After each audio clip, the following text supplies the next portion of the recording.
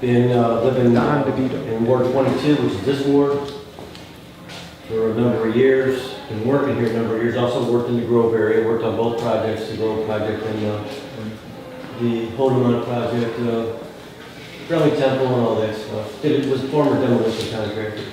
I was around for the first Metrolink expansion. And it came in under budget. But then we found out why it came in under budget. Made it too small. So we got, instead of 2 cars, or instead of 3 cars, we got 2 cars.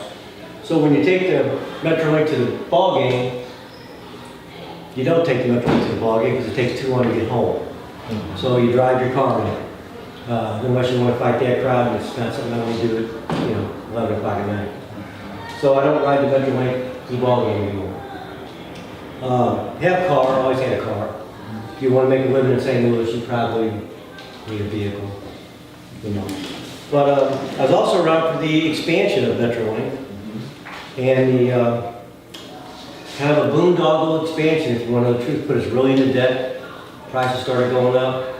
And I was also around for the St. Charles County decided they didn't want the Metrolink for a number of reasons.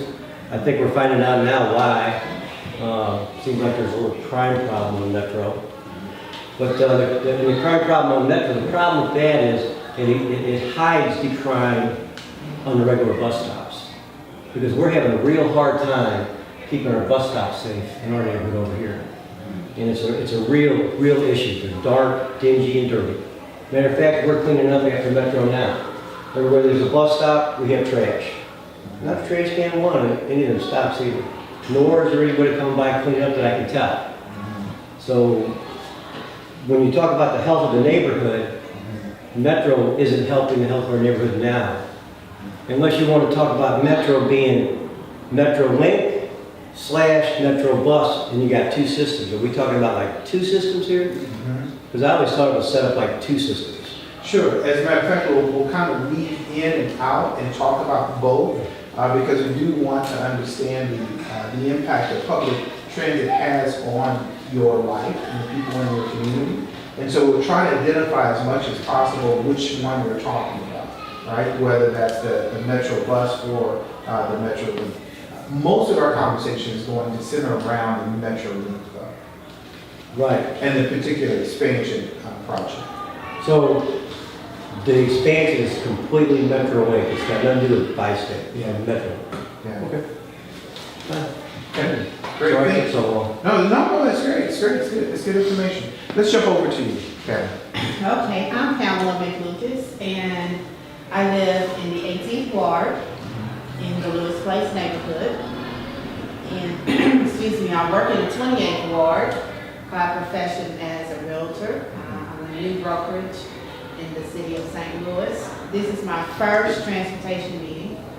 So I came to really just kind of begin the whole process for the expansion in Metrolink and transportation in the city of St. Louis. Sure. Great. Thank you so much for being here. Appreciate you. Yes, ma'am. Okay, my name is Angela Drake. I live in the 4th Ward. I live in the Greaterville neighborhood. I've actually lived Greaterville and Ville, but I'm currently in the Greaterville. And I have lived there most of my life. I have also lived in the state of Maryland and worked in DC, so I have had the experience to have public transportation that got me to work on a high-scale system, and I love their system there. Because I mean, you can literally go from Maryland, DC to Virginia back to Maryland. So they have a great system. So it's been years since I have been on the bus. I don't think I've ever taken the train. But I am really looking forward to it coming through the neighborhood because I think it's going to make things more accessible to a lot of people who might not have the means to get to some other parts of town. Sure. Tell me a little bit about how you get around. how do you primarily get around? I drive every day. I mean, because I am a realtor, I spend a lot of hours in my car. I might end up in the car 3 or 4 hours a day, so it just really depends. But I drive mostly all day. Great. And Pam? Yes, I drive mostly all day, but I have ridden the train. I have used the transportation of Metro. I've also used Call Ride. That was some years ago, but my children, my family, I'm a mother of 3. Everybody's in high school, and so transit is very important to us. And we have access to the Del Mar, which is really nice because their school is right at Del Mar and Grand, and my son can transfer to the Grand and go south. So I can get everybody out and I can be on my way by 7 o'clock in the morning and know that everybody's where they need to be, or at least en route to where they should be.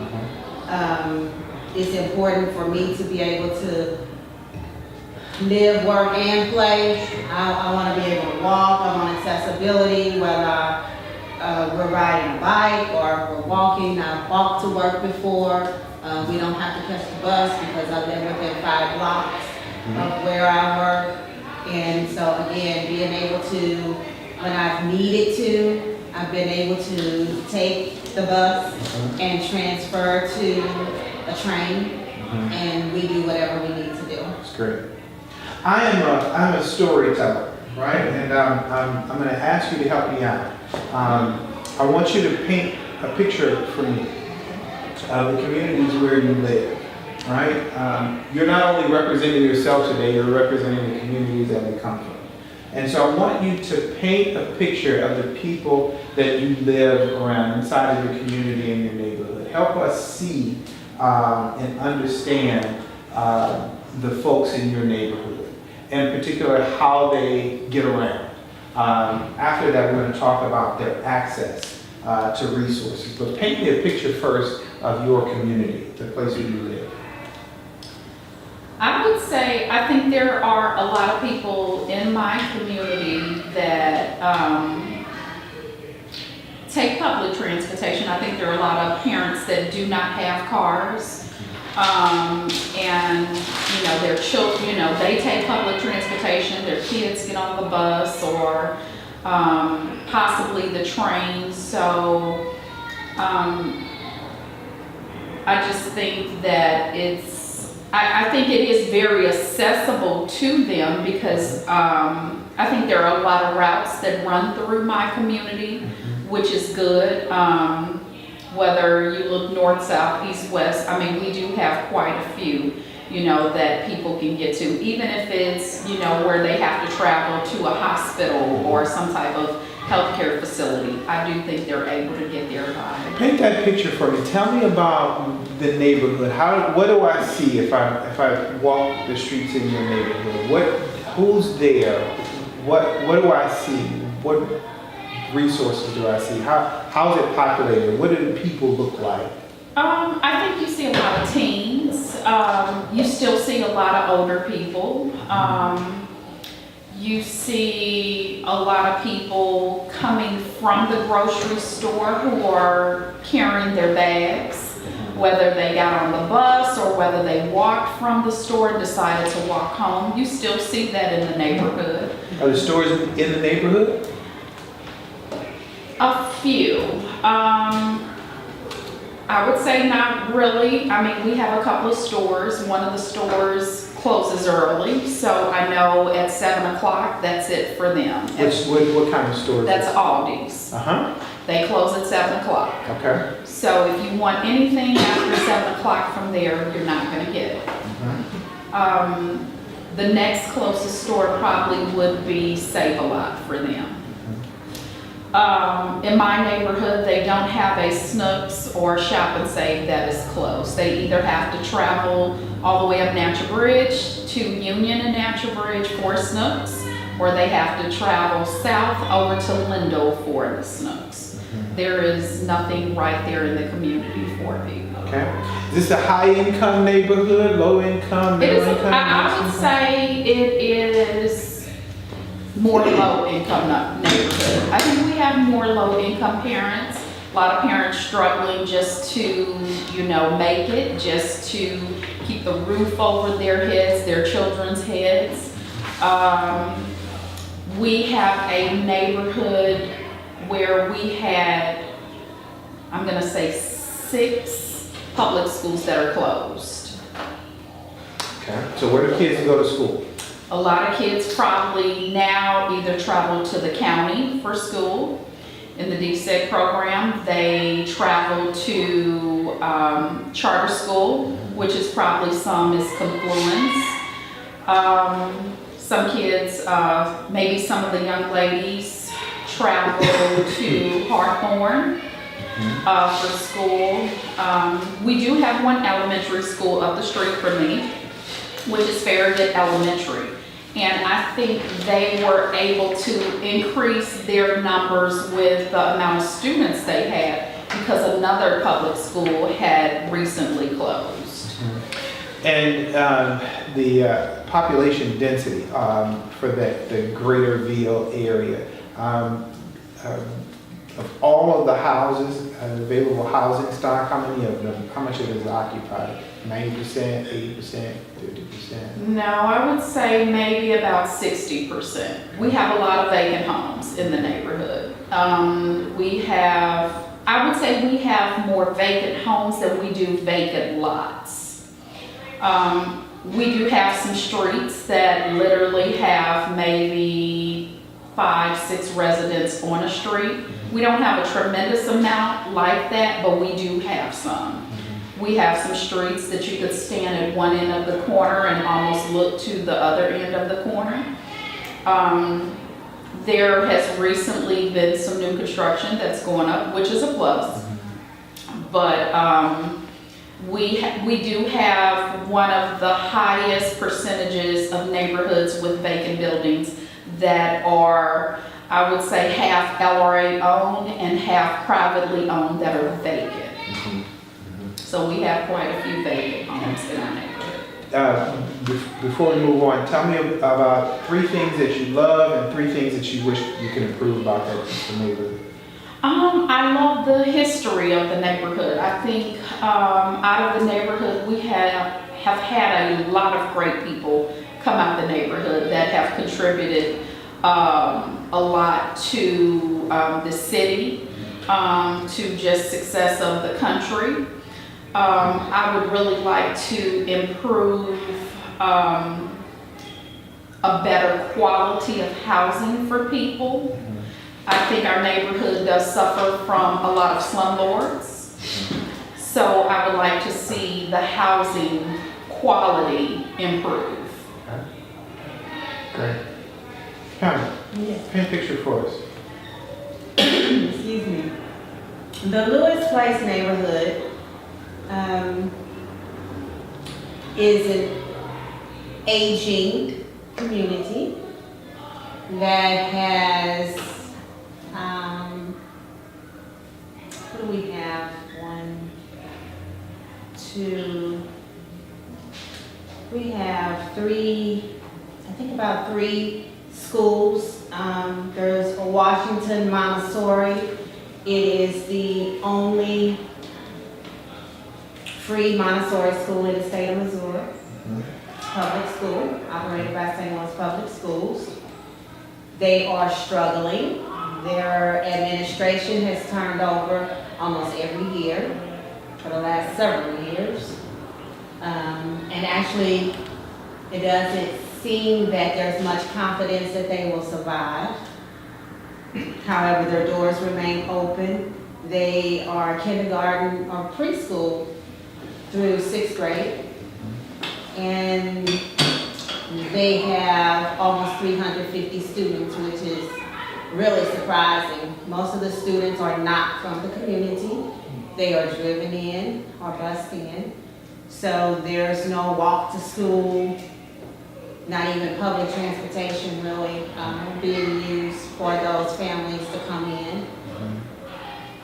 So it results in very little participation outside the school hours, very little programming on the weekends and after school because they are not in the community and they don't drive back in.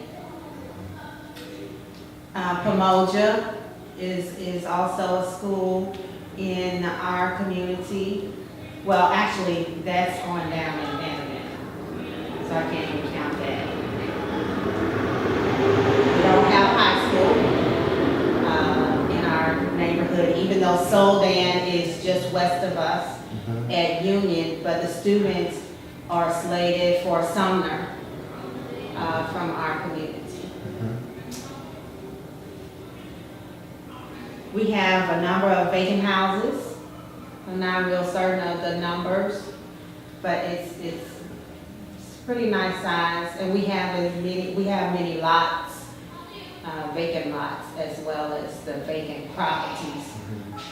We also have vacant commercial properties, which are scattered throughout the community. We have Aldi's, which closes at 7 o'clock for a grocery store within walking distance. And like Angela said, you see the buggies and the carts, you know, people carrying groceries. They are able to catch the Kings Highway or the Delmar to Aldi's. So you see that. Then there are, And is this the new Aldi? that's the Aldi's at Roberts Plaza, right there, Delmar Kings Right. Highway. Okay. Before that moved in, where was the closest grocery store?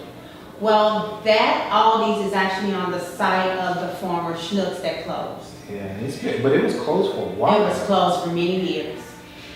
It was closed for many years, and so then the next grocery store is at Lindell, Okay. which would be about half a mile, just a little more than half a mile south, or you'd have to travel to Union and Natural Bridge.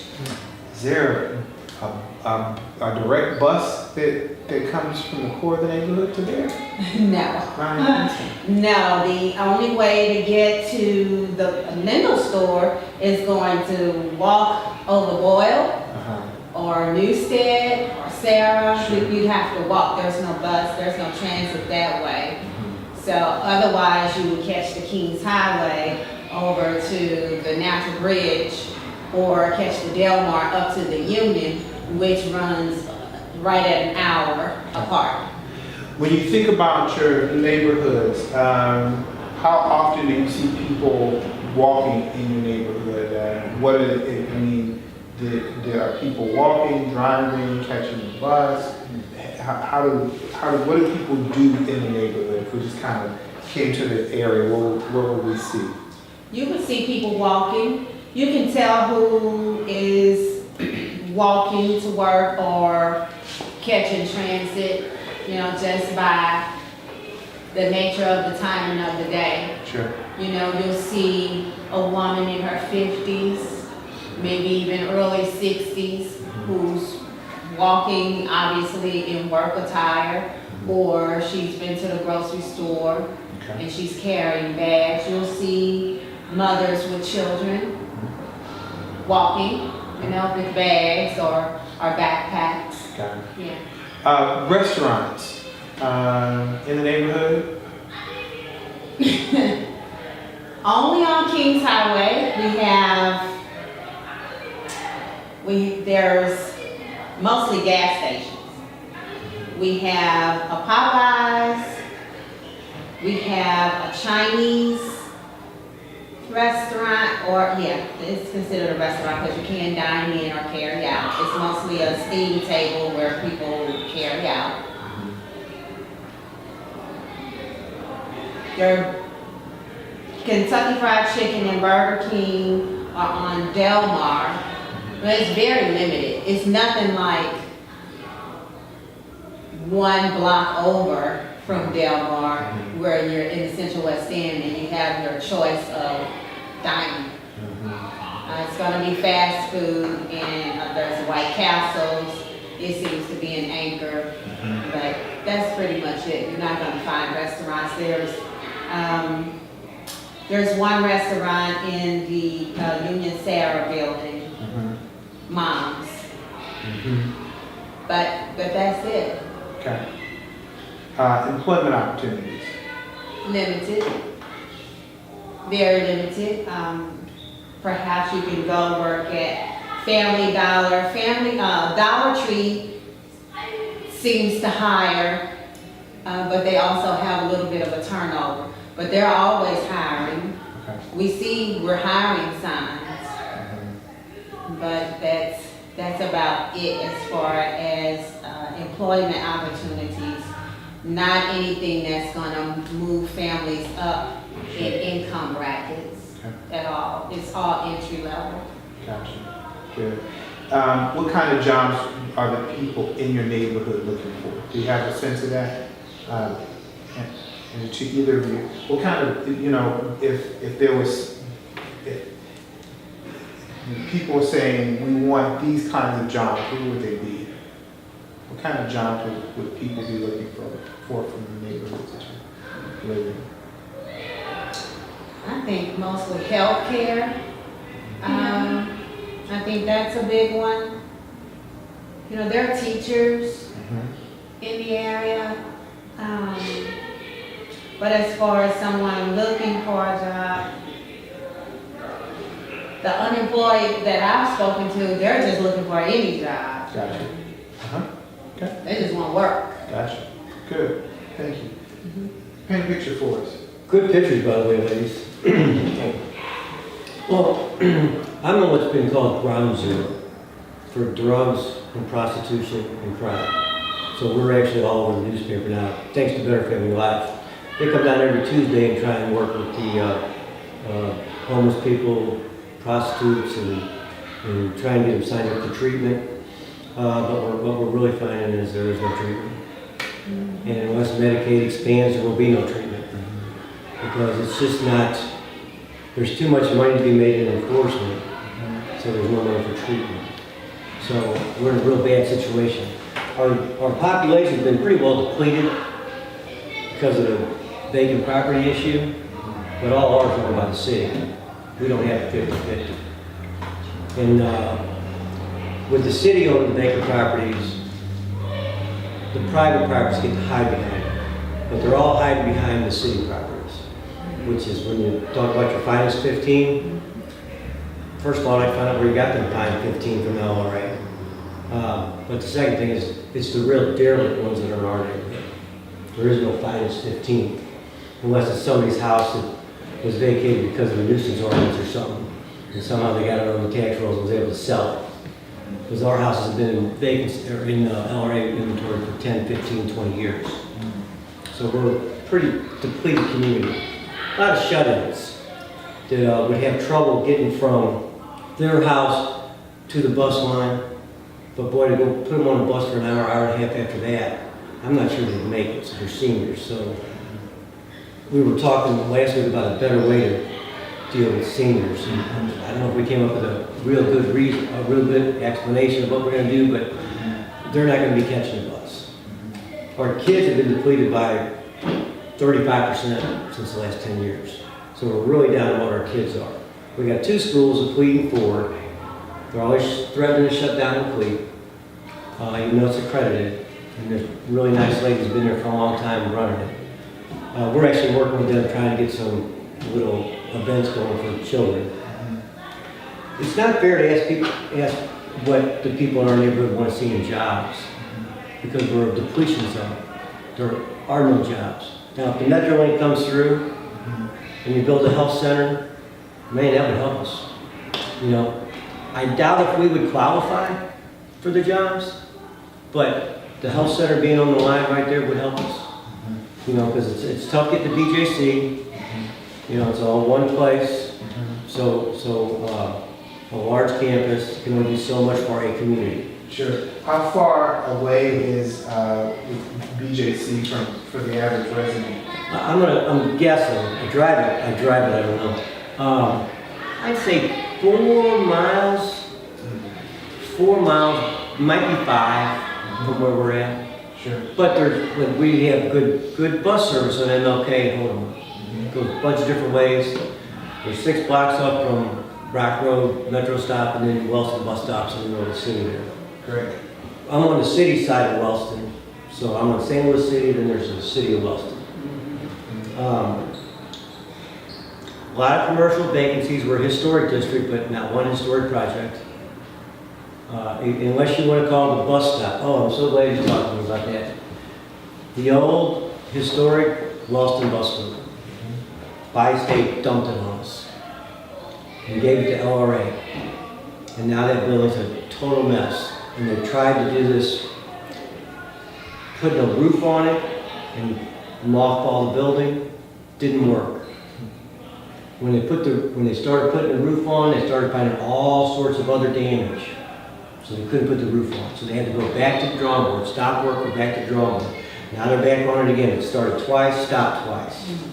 Now they're trying to sell it off to a private group of people, which should have been the first thing LRA did because the city started doing the work, they were not eligible for any type of tax credit. So it was straight taxpayer dollars into a boondoggle project. So that money was not spent great, and Bi-State gave it to us. What other, and I'm going to ask you a tough question. I want to, what are why do you stay? What do you like about the neighborhood? Well, you don't understand. It's not about what we like about there or anything else. We're stuck in 30-year notes. We can't leave. Okay? I made my investment there. When I came to the city, I made my investment there. It was a thriving commercial district. I didn't know what was going on underneath at the city level. I didn't know Metro was going to dump that station and put it into a vacancy. Okay? So just didn't know what was happening. If they would have told me, they probably tried to hint it to me, but I was a little headstrong, so I probably didn't listen. They probably told me what was going to happen, I just didn't believe it. Potential. At one time, your area was the hot place to be. I mean, that was the county seat, right? Everyone wanted to live in Webster, right? So there was something about that area that was attractive. If you think hard about the potential of that area, what is the potential for the area that you live in? There's great potential. Okay. See, they might have killed the population, depleted the buildings, but you just can't kill that area. It's just a good, centrally located area that people come to. And everybody over 60 has been there. It's well known. And it will come back in a minute.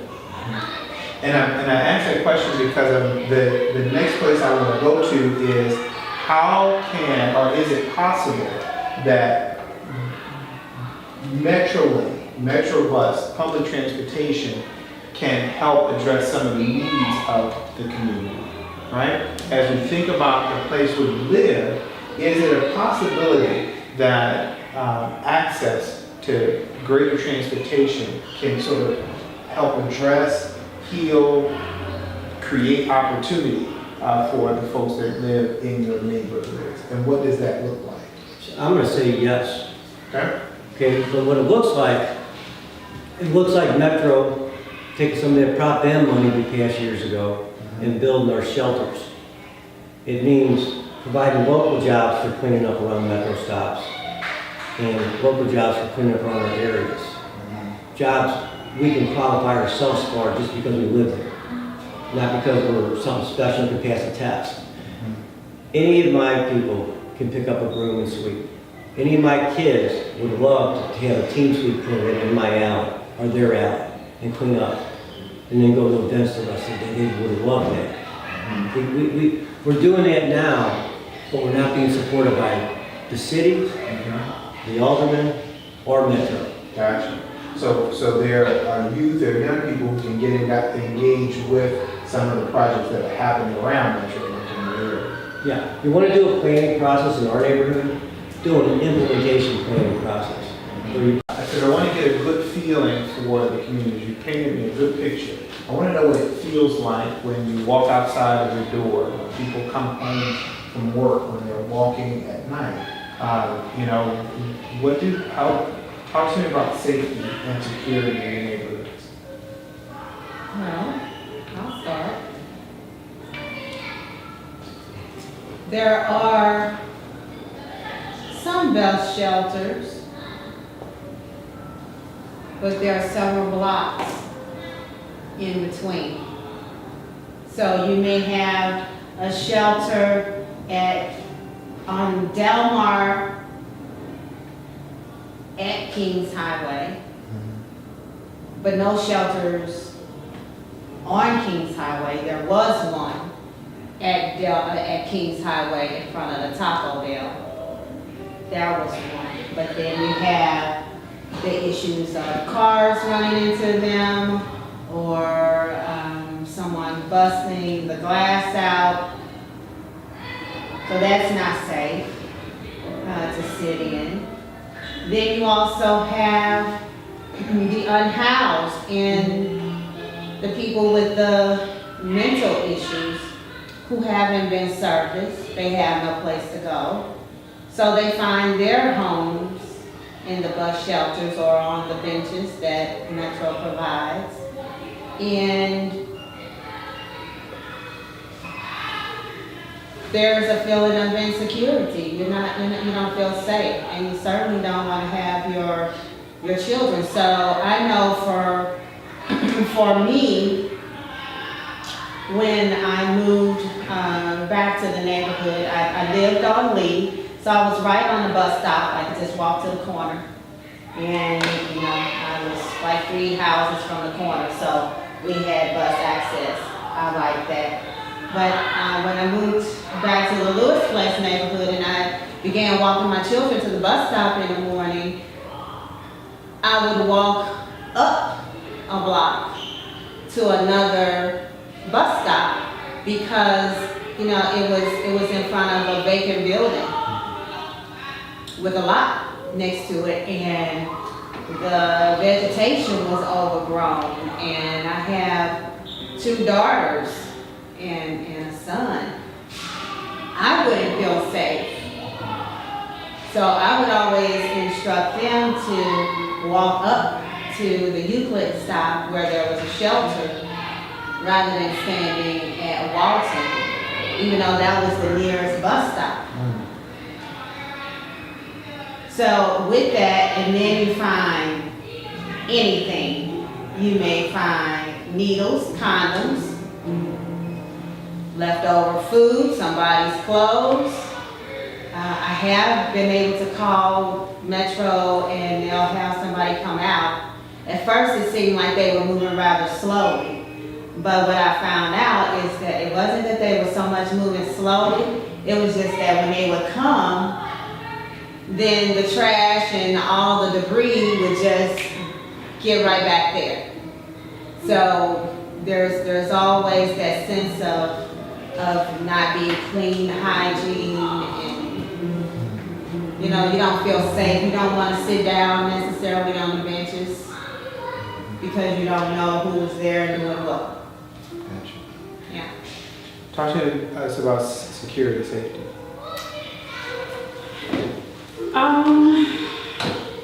Well, as a mother, I do have 3 children. One is a grown adult. I have one at college who will be home next week, and I have one who travels on the bus daily and goes to South City to go to school. But because of my fear of what could take place, I don't care what I'm doing. I don't let him, he's only allowed to ride the one bus, which is the Grand Bus, and then I am there to pick him up at the bus stop. So, and actually I just came back to the Greaterville neighborhood, so, I will not let him get off the bus and decide he can walk over.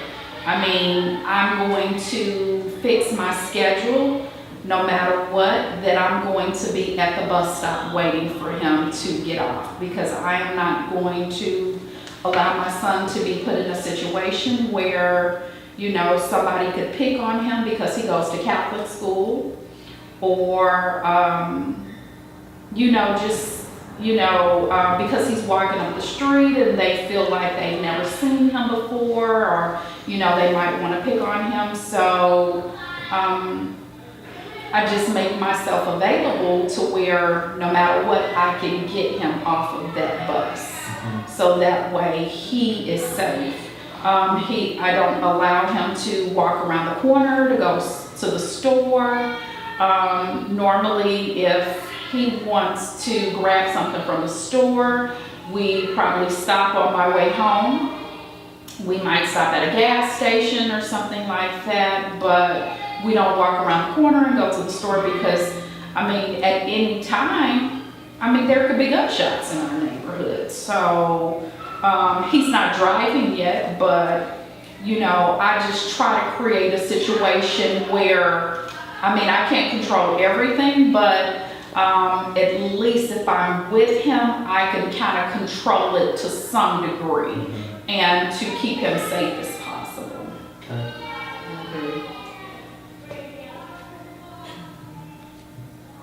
It's powerful.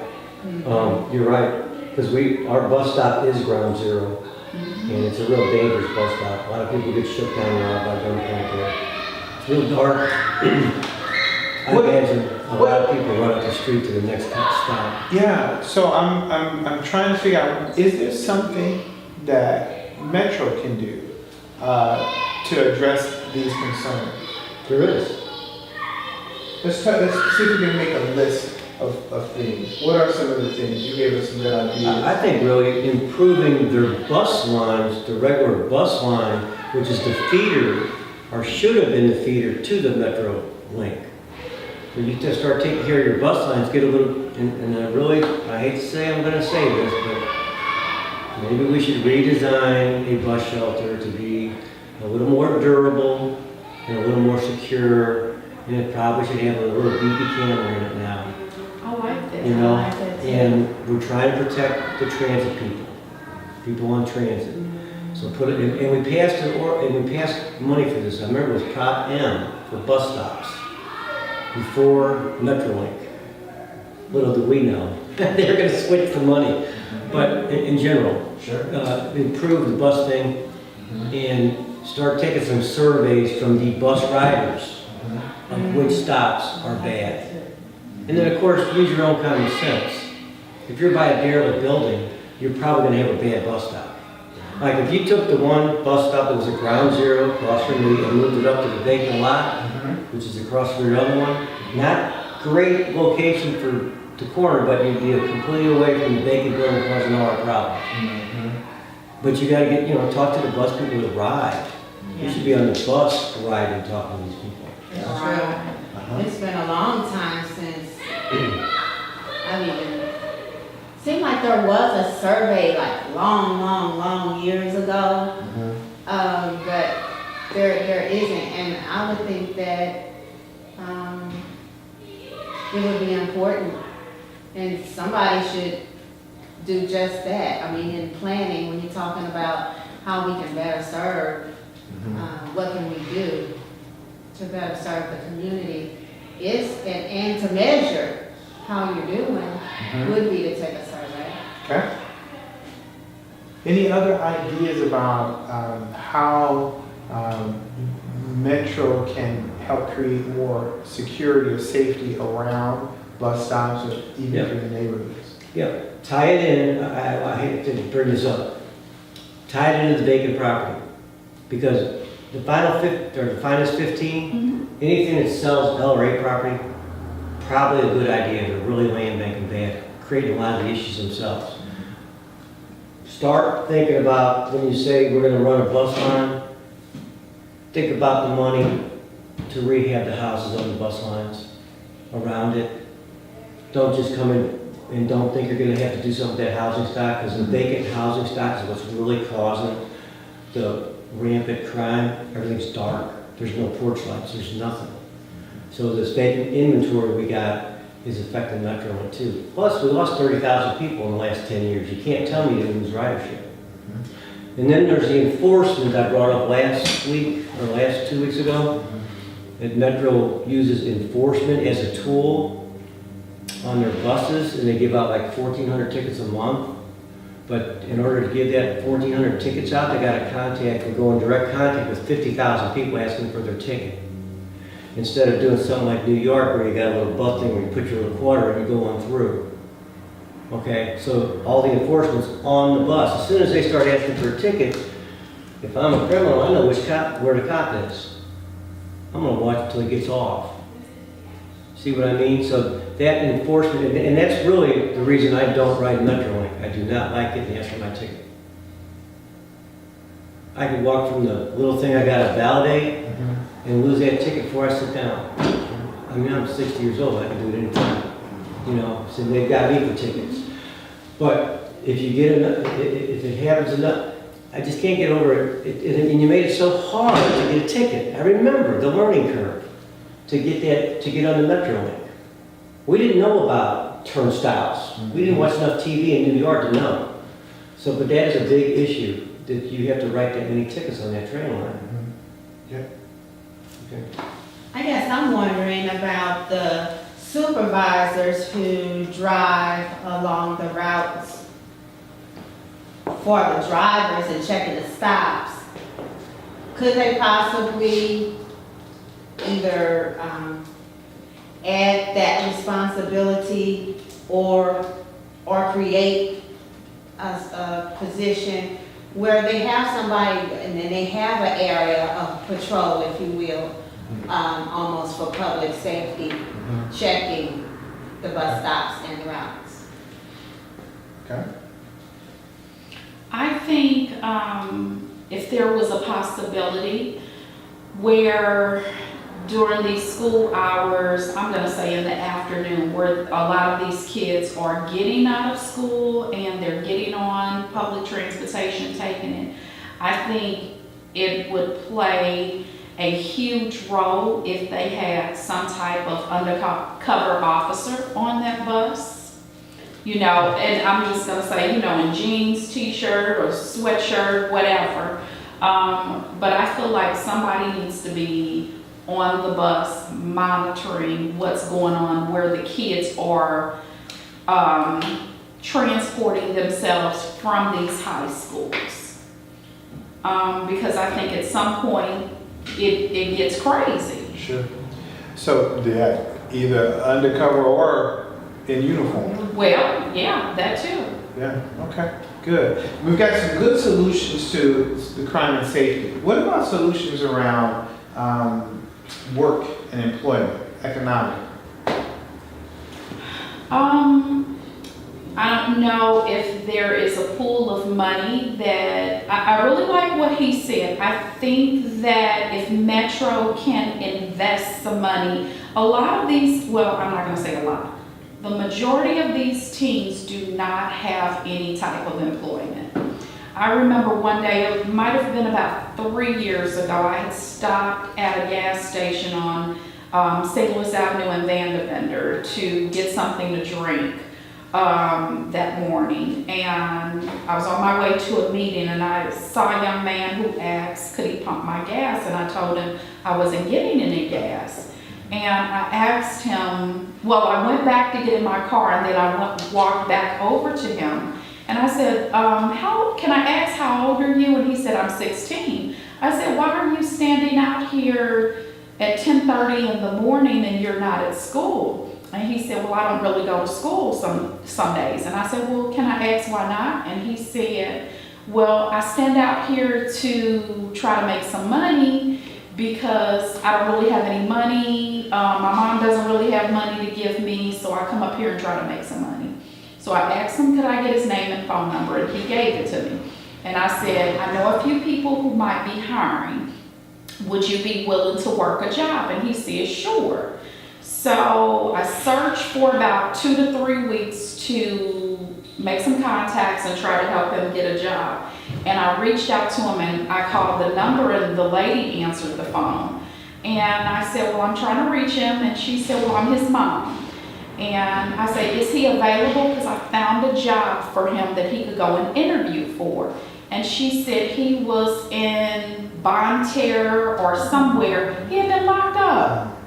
So, I mean, I'm not sure what he did, but it was probably something crazy. And he was really just out here trying to make some money, to have some money in his pocket. And I know it was a situation to keep from probably robbing somebody or breaking in someone's home or, you know, whatever it was. But he ended up getting in trouble and got sent away and got locked up.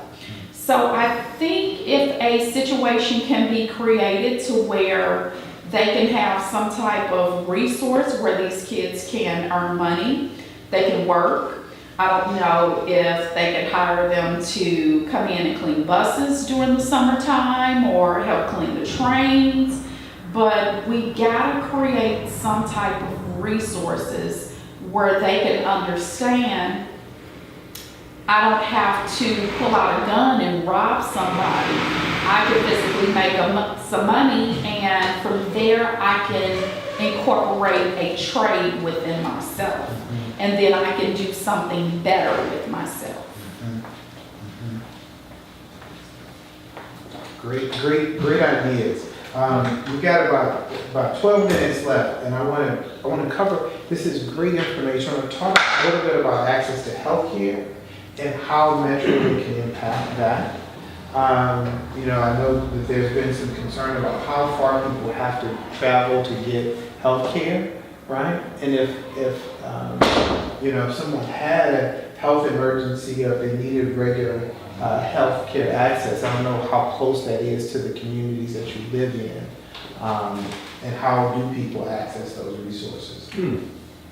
Well, I have Trump care. I lost mine the first day. It's not Obamacare anymore, it's Trump care. So there's not a big push for care in St. Louis.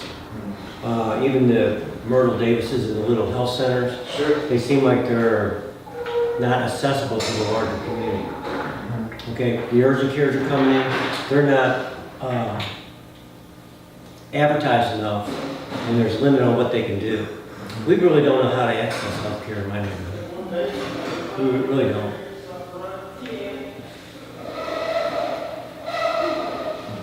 Now, other families might, but I'm not sure. How would they get that information? Well, I mean, we got a BJC number, 2 or 3 rated up. Sure. And Marshall University Medical Center, I don't know how we would do it, but it seems like they might be able to figure something out. You know, you got all the access to the world, we're still here, we're here every year. As a matter of fact, our murder rate's in your backyard, you know? Everything about healthcare that's helping your hospital move forward is happening right here. You know, I think maybe BJC needs to take a different look at how they're operating. Because maybe redevelopment and where you're gonna live, work, and play ain't the whole 9 yards. You know, maybe just getting in the hospital and not losing your life savings is more important. And then you gotta throw in the opioid epidemic and who really created it. You know, and that's our big problem. If you don't figure out that we're gonna have to have health care for treatment and medical induced treatment, okay? Because some people on my street ain't got access, you know? And a lot of people, they're tightening up on the opioid prescriptions. Well, guess what? That addiction don't stop because they tighten up on their prescriptions. They're just gonna be on the street with the rest of the people in my neighborhood. You see? Yeah, man, we've got so many challenges in these communities, right?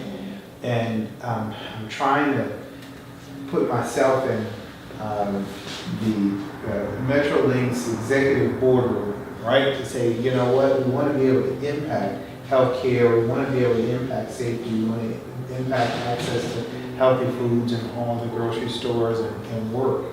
And we don't know these neighborhoods like you do, right? So what does the executive need to know, right? How can we help create more access to healthcare just by a bus line or a train line? How can we create more access, to recreation through bus lines or a train line? How can they help us overcome some of those barriers? Got a great idea for you. Free healthcare day for the bus line. To come in and tell them you're going to BJC and get a free ride. We're all dying for bus tickets down there. We can't get around. Your price has gone up since Metrolink came in.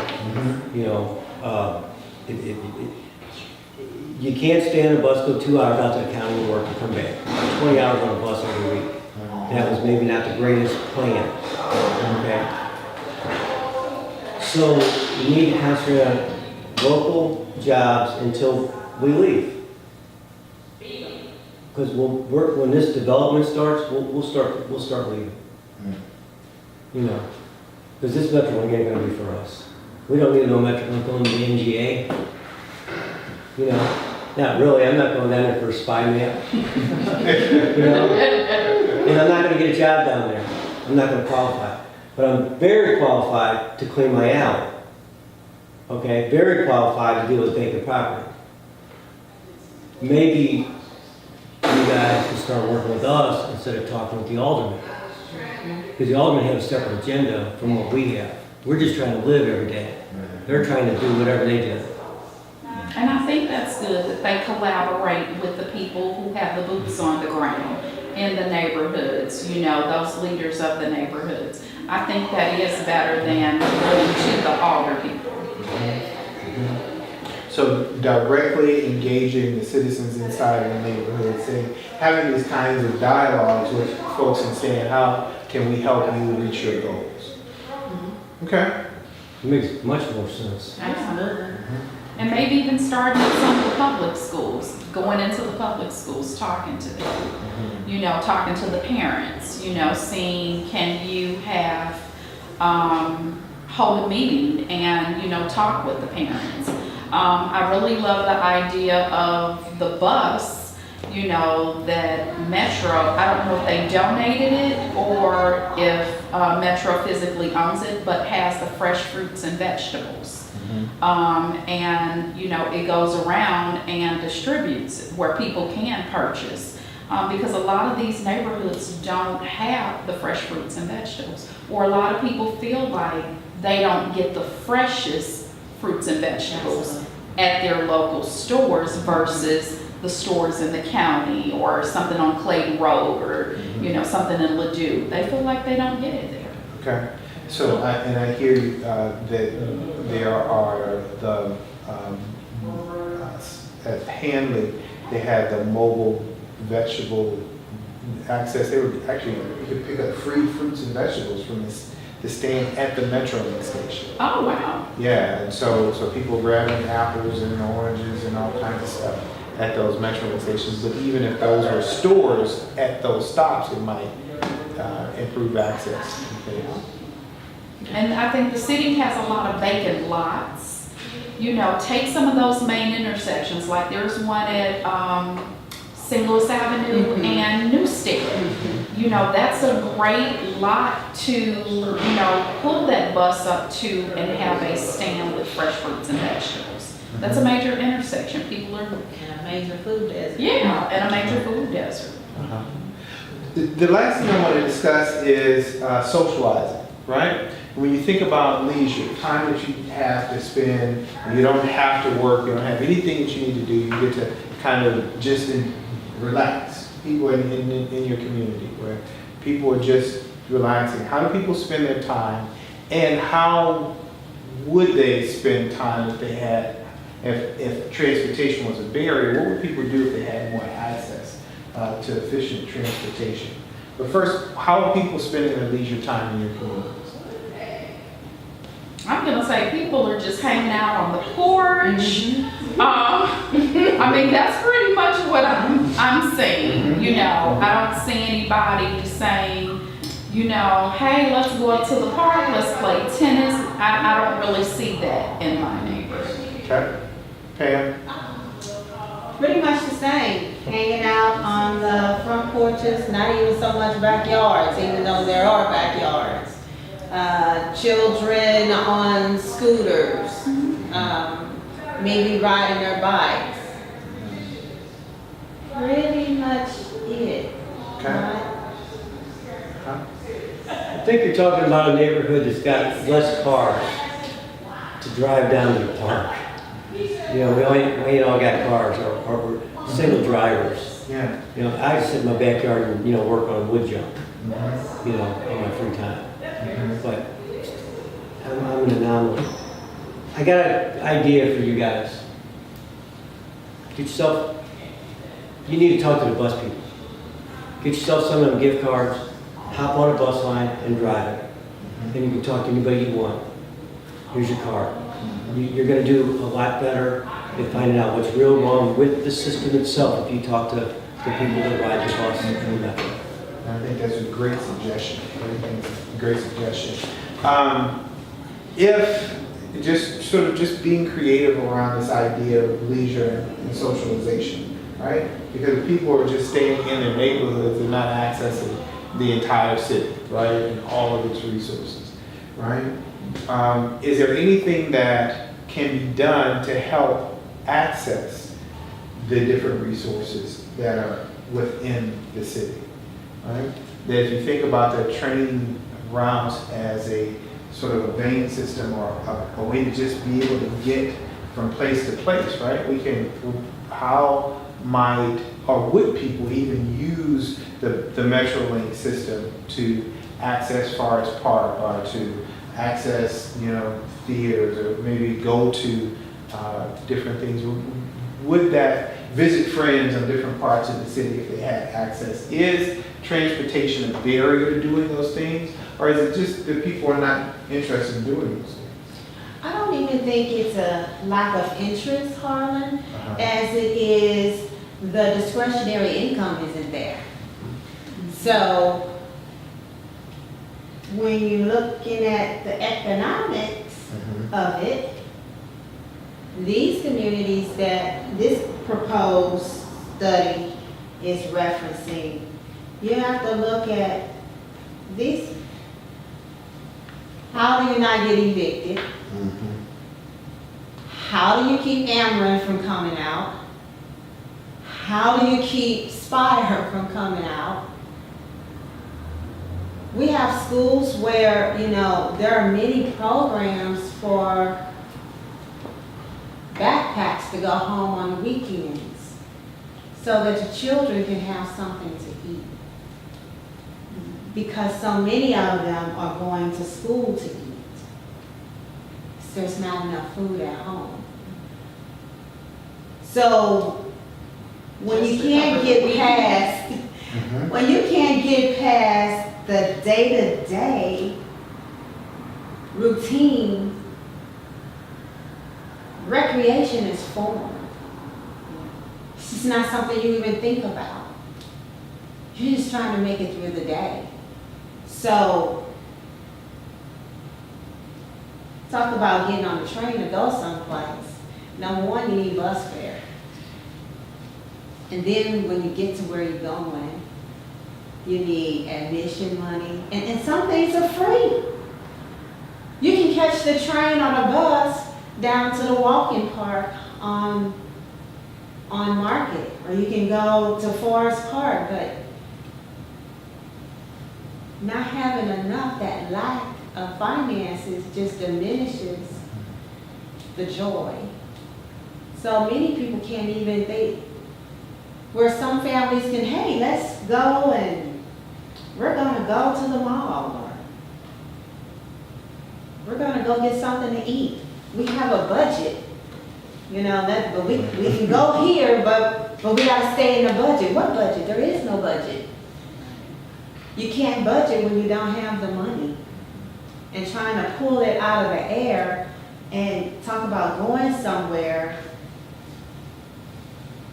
it's just, there's so many moving parts to it. And it really, I mean, the families just, the question that you posed is like, wow, what is that to many people? Making sure and you have 1, 2, 3, 4, 5, 6 children. The laundry's piling up. You don't even have money for the washer and the dryer. Laundry detergent. So now you got an attendance problem at school because the families aren't going to send the children to school with the dirty clothes. Not thinking about recreation. It's just not there.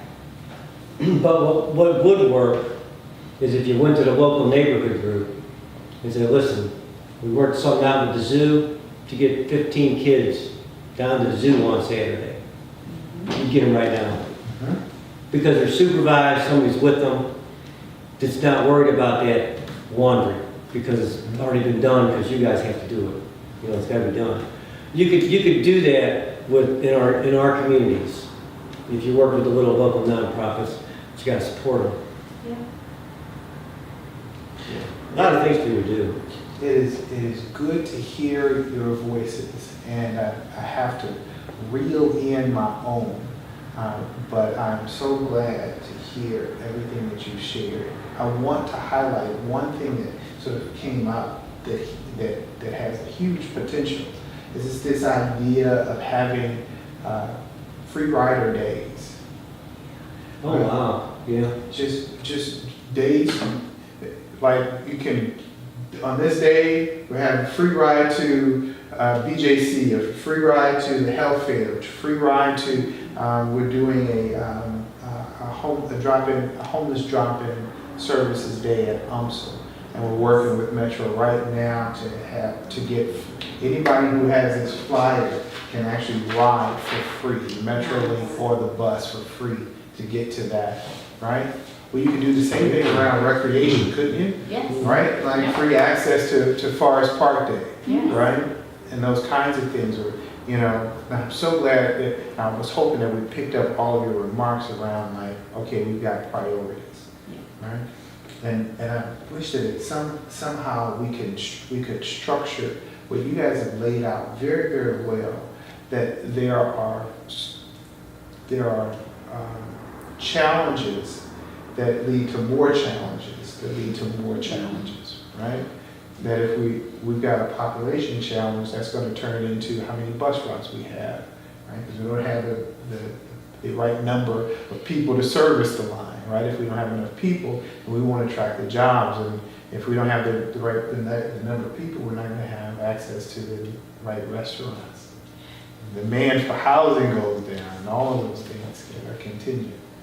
You know, I'm thinking right now, because my son is a graduating senior, and I know for me, in my experience, as a married woman living like a single mother for the last 10 years, it's been a struggle to make sure that my children get to where they need to go. And there have been, like living on Lee, I didn't want my children at the transfer point at Grand and Kasu. I was like, no way, I gotta do, like she said, do whatever I have to do, even though now that breaks into my earning potential, because at the time of pickup, that's the height of my day. That's the second highest point in my day for conducting business. So that means I have to shut down. If I know they get out of school at 3, that means I'm really shutting down at 1 o'clock so that I can get to where they need to be, so that we can get home and then switch hats, with the hopes that I can switch hats again, which I probably won't be able to, and I wasn't successful most of the time, so that I can get back to work, to earn, to try to, you know, get to where we needed to be. So that's a real challenge. And so, you know, even with the semester passes for the children, they're what, $180? Yeah. That's a lot of money. And so now, when you're talking about coming up with that lump sum of money to be assured that your child is gonna get to school to get an education, so that we can help break the poverty, as so many are experiencing, they need their education. But $180, and that's just for one student. You got 3, 4 children. Where do you come up with that money? And I understand that they have to, profit, I get that. But how can they sow and invest in the students so that on the back end there will be a return, so that they can get their education and they can, get into extracurricular activities, which would better them. And in the long run, they'll become a better citizen. And it's not like the cycle's gonna end, because people are being born every day. So it's not like we're at a people shortage. And then perhaps there won't be a decline in the communities, because as they become educated and they see value in our community, maybe when they go to college, they'll return to St. Louis and return to the communities versus going to Texas, versus going to Georgia, versus going to Florida, versus going to California. They will see the value in our communities. I think there has to be some vision there. Absolutely. And I really appreciate that. And that's the work that we have to do, right? I don't think any one of us has the solution or the answer, but I think that when we put our heads together, we can come up with a strategy, right? And we keep trying this stuff until we figure it out, But this is our community, and I think that we can do it. Thank you for your time. I want to be sensitive to that. We said that we would let you go at about 7:30. It's a little bit over that. I appreciate you. I have an opportunity to talk to folks all the time, and I always say this, that our community is very much like the brain, right? We've only got a certain number of cells, but the way that we get smarter is by making connections. And so I think that we've made some additional connections tonight, and I think we're smarter for it. So thank you for being here and sharing your ideas. And I hope that we can represent these ideas to the right people in the right way to make more progress. So thanks again for being here. Thank you. And I'd like to thank you too for some great Yeah. comments. Thank you. Absolutely. You too. And then it's